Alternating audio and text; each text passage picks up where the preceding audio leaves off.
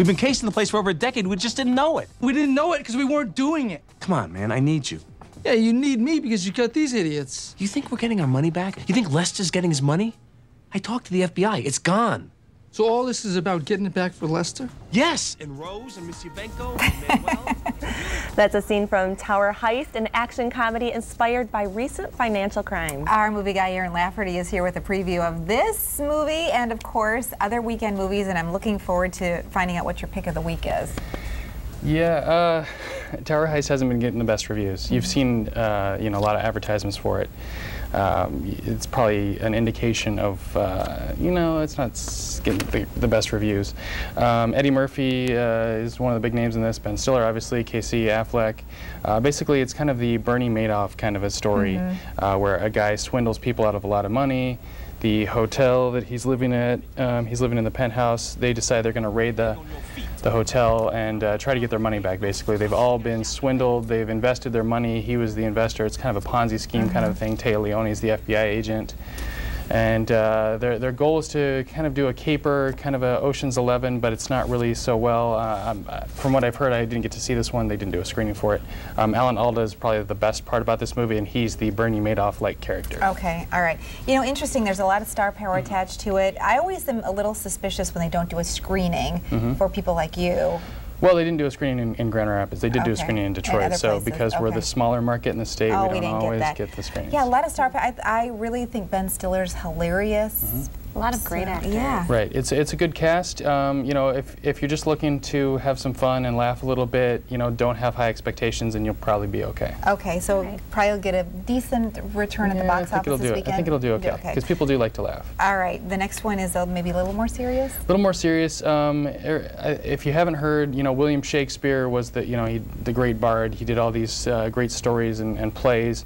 But the theory is that he didn't actually write them, that somebody else was writing the stories, kind of a you know, knock at the political establishment of the day.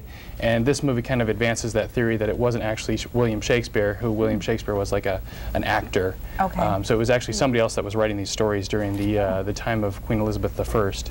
And it was like the Earl of Oxford was actually writing all these stories to kind of poke fun at the establishment. Without putting his name on it. So this kind of takes that one step further. The director of this movie actually is not known for these kinds of movies. Roland Emmerich did Independence Day, Day After Tomorrow, 2012. Kind of so he's known for these big action epic movies. So you're going to get a lot of that epic feel in this movie, but it's not that kind of an action movie. This is obviously more of a political drama. Okay, this is PG-13? PG-13. Okay. And the cinematography looks great. Oh yeah, it looks nice in the makeup, the costuming. I mean, there are a lot of really neat elements here. Yeah, so you know, it'll get some attention. It's kind of a fun movie, kind of a historical. You know, whether you believe that or not, maybe you'll come away with a different understanding of the William Shakespeare story. Okay. Okay, and something a little festive coming up. Yes, and also very R-rated. The first two were PG-13. This one is definitely R-rated, not for the little kids. Very Harold and Kumar Christmas. It's in 3D. The fun thing about this movie is not only was it shot in Michigan in the Detroit area last summer, they take the 3D and they, as you would expect from Harold and Kumar, they make fun of the 3D. Okay. So there's people literally pointing at the camera, there's people like winking at the camera, they're making fun of the 3D. So not only are they using the 3D, they're also making fun of the 3D. Basically Harold and Kumar are back. This is the stoner comedy. There's a ping pong or egg flying at you, pointing at the screen. This is the stoner comedy. This is 6 years after the Guantanamo Bay story. Now they've met, and it pretty much all kicks off with the burning down of the father-in-law's Christmas tree. They got to go out and find a replacement Christmas tree. So that's kind of where the comedy begins. Interesting. But even though there's some of the 3D in there, not for kids. Not for kids because it's R-rated for language and adult themes and whatnot. Okay. So. All right, so we have a documentary also. Yes, and also with the tie to Michigan as well, Where Soldiers Come From was shot, directed, produced by a Upper Peninsula native from the Houghton area. It's about a couple of childhood friends who decide that they're going to go and fight in Afghanistan.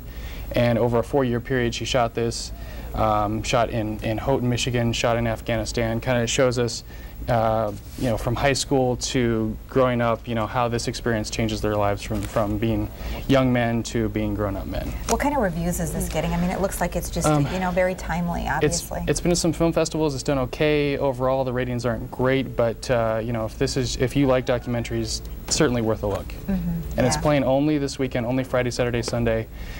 Celebration North and Celebration Lansing. Okay. So only 2 places and only 3 days to catch it. So if this is something for you, it's also getting some national attention on PBS. Okay. But it's not playing on PBS here in the Grand Rapids area. Okay, interesting. So it's getting some attention.